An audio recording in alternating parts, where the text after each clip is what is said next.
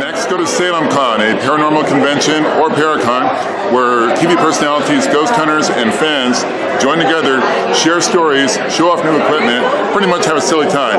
Yes, there are other conventions, other Paracons in other cities, but if you can go to one of the most paranormally active cities in the country, why not up the ante? Salem Con.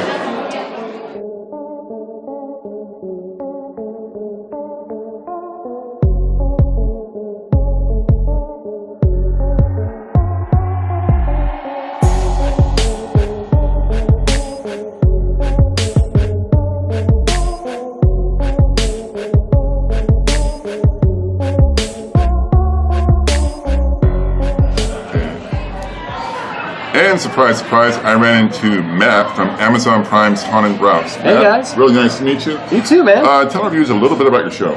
Well, we started off as a road trip documentary series where we travel the country visiting haunted locations and mapping out road trips. Why didn't I think of that? Well, we've been on the East Coast, we've been on the West Coast. We won a National Telly Award for our West Coast road trip. Awesome. Specifically the segment about the Charman, which is an urban legend in the Ojai Valley. And we've been across Route 66, and all 3 documentaries are on Amazon Prime. Now, of the 3 documentaries, what is each one about? One's East Coast and one's West Coast. And... Yes, the East Coast Highway takes you from the most eastern point of the United States, Lubec, Maine, all the way down to the Florida Keys. We stop in just about every state, visit a haunted location, and talk about what it is, and recommend locations where you can go if you want to take a haunted road trip. Route 66 does the same thing from Chicago to Santa Monica, and Wicked West Coast does the same thing from Anchorage to San Diego, but the Wicked West Coast one, we hold interviews with paranormal investigators, and we showcase their findings. That I like. So, what do you have coming up next? I mean, what do you have for Amazon Prime, or just in general? Well, we're continuing Haunted Routes. We have a few Haunted Routes documentaries coming up, but on top of that, the West Coast road trip, as I mentioned, we showcase paranormal investigators, expanded our minds on what we wanted to do. We have a documentary coming out called Paranormal I do it all the time. So many paranormals. Yes. Paranormal Investigators of America, where we interviewed ghost hunters from just about every state, and we talk about what they do, and we create a unified collective narrative on how you can investigate and what everybody does across the country. I like it. We also speak with physicists and psychiatrists and demonologists, so we covered the topic from across the board, skeptics to believers. I like that. And most importantly, we're holding an event in November 22nd through 24th called Shockfest. Paraculticon. It's a paranormal event, 3 days. Tell them where we're at. In Las Vegas, Nevada. It's not only a horror film festival, it's a showcase of paranormal evidence, the only film festival to promote paranormal investigators and their findings.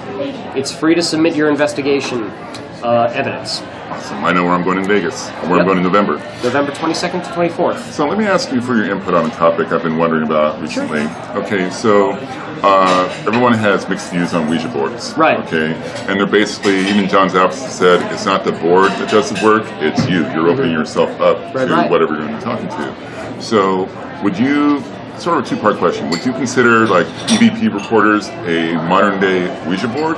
And if so, do you think EVP recorders or paranormal investigation equipment can hold on to possibly negative energy like a Ouija board could? Well, that's an interesting question. There's quite a lot in there. First of all, I'll emphasize I'm more of a documentarian and not an investigator myself. Right.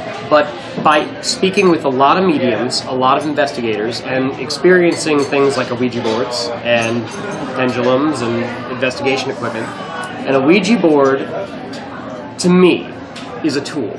Okay. An EVP is the result of using a tool, which is a recorder.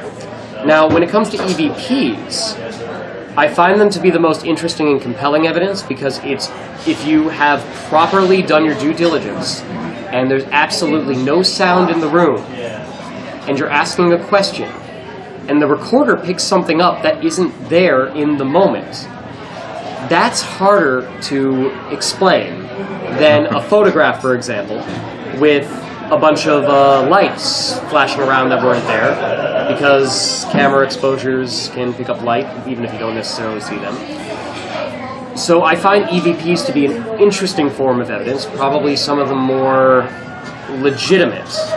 Can they hold negative energy? That's something I've been wondering for a while. I think anything can hold negative energy.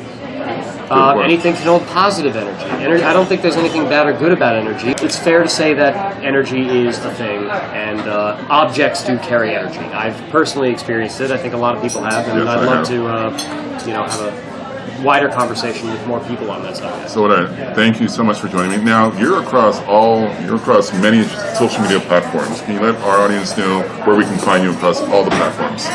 Our biggest platform is Facebook.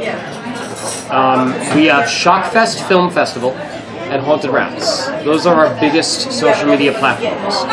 But our films are on Amazon Prime. So if you look up Haunted Routes on Amazon Prime, you'll find Wicked West Coast, Route 666, and Evil East Coast Highway. I know what I'm watching tonight in my hotel room.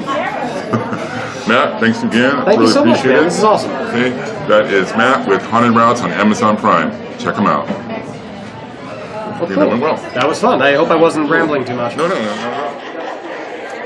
Okay, it's not often I geek out, but I just got a John Zaffis coffee mug autographed by John Zaffis. So I can't really wash it, but I'm so excited. But you guys are on a ghost tour in Salem, Massachusetts, and you want to hear about malevolent energies, yes? We have a lot of them, and I will deliver. The tour is going to get progressively more intense. Here it really takes a turn. We're going to start getting into Salem's more notorious and vicious, frankly, poltergeists.